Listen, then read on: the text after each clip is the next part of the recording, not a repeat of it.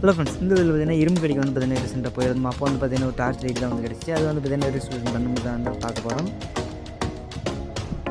இது வந்து பார்த்தீங்கன்னா கடையில் வாங்கும்போது கூட வந்து பார்த்தீங்கன்னா விலை அதிகமாக வரும்னு சொன்னாங்க. அதனால தான் அங்கே வந்து பார்த்தீங்கன்னா எடுத்துகிட்டு வந்து சேர்த்தோம். ஏற்கனவே நான் வந்து பார்த்தீங்கன்னா ஸ்க்ரூவில் கலக்கி வச்சுருவேன். வாங்கி இதை பிடிச்சி உள்ள என்ன கண்டிஷனில் இருக்குது ரெடி பண்ண முடியுமா முடியாதான்னு பார்த்துடலாம். எல்லா ஸ்க்ரூவும் நல்லா ரிமூவ் பண்ணி ஓப்பன் பண்ணலாம்.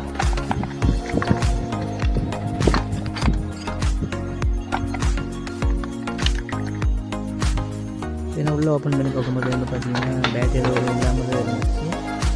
இந்த போர்டு நல்ல கண்டிஷனில் இருக்க மாதிரி தான் இருக்குது. லைட்லாம் தெரியுற மாதிரி தான் இருக்குது. நான் கண்டிஷன் கொடுத்து பார்த்தா தான் தெரியும்.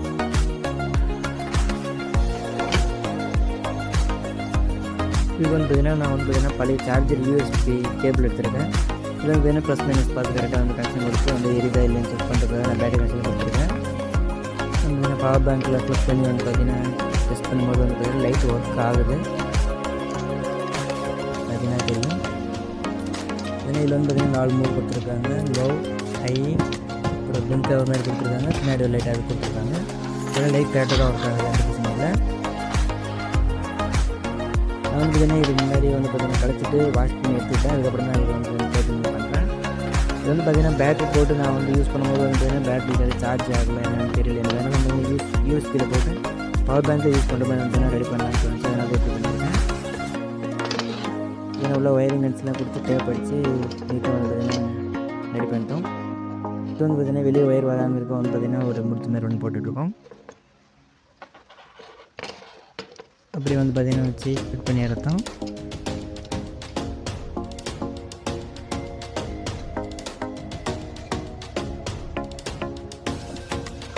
நான் வந்து பார்த்திங்கன்னா ஃபஸ்ட்டு கலக்கும்போது வந்து பார்த்திங்கன்னா அதுக்கப்புறம் எடுத்துகிட்டு போய்ட்டு எல்லாம் க்ளீனாக வாஷ் பண்ணி எடுத்துகிட்டு வந்துட்டேன். அது வந்து பார்த்திங்கன்னா இந்த வீடியோ ஆட் பண்ண முடியல. வந்து பார்த்திங்கன்னா எல்லாத்தையும் ஃபிட் பண்ணி எடுத்துக்கலாம்.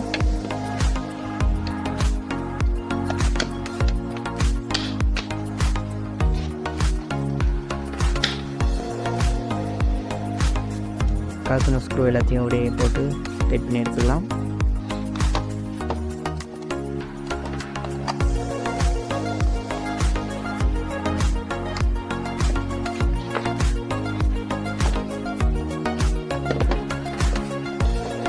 ஃபைனலாக ஒர்க் முடிஞ்சு திரும்ப ஒர்க் ஆகுது. அந்த டெஸ்ட் பண்ணி தான் பார்க்கலாம்.